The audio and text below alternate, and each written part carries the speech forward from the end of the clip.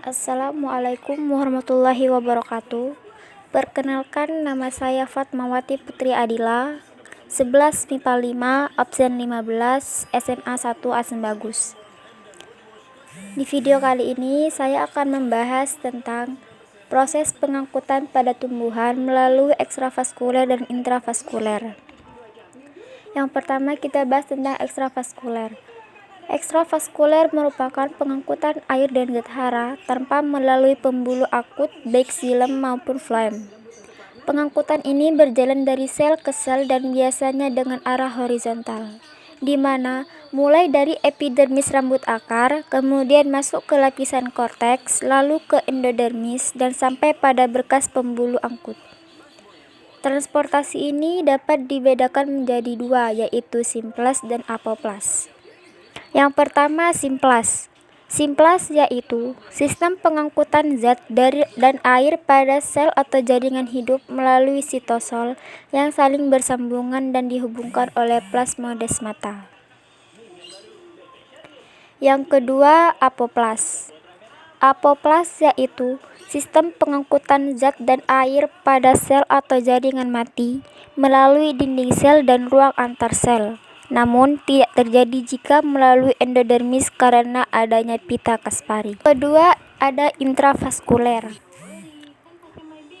Intravaskuler merupakan pengangkutan air dan zat terlarut yang terjadi dalam berkas pembuluh xilem dan floem secara vertikal.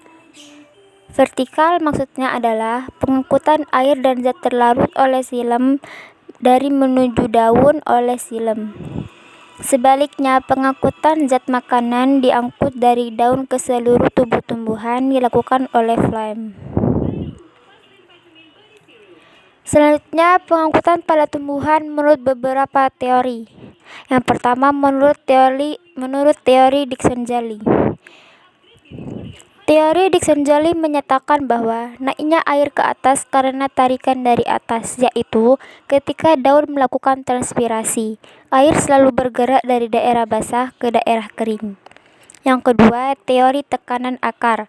Teori tekanan akar menyatakan bahwa air dan mineral naik ke atas karena adanya tekanan akar. Tekanan akar ini terjadi karena perbedaan konsentrasi air dalam air tanah dengan cairan pada saluran xilem. Tekanan akar paling tinggi terjadi pada malam hari dan dapat menyebabkan merembesnya tetes-tetes air dari daun tumbuhan atau gutasi. Yang ketiga, teori vital.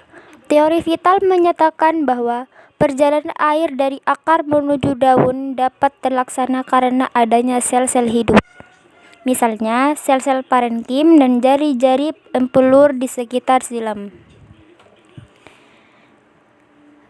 Kemudian ada faktor-faktor yang mempengaruhi laju transpirasi. Yang pertama itu ada intensitas cahaya, yang kedua suhu, yang ketiga kelembapan, keempat angin, dan kelima ketersediaan air. Mungkin itu saja yang bisa saya dapat sampaikan. Jika ada kata yang kurang berkenan, mohon maaf. Sekian dari saya. Wassalamualaikum warahmatullahi wabarakatuh.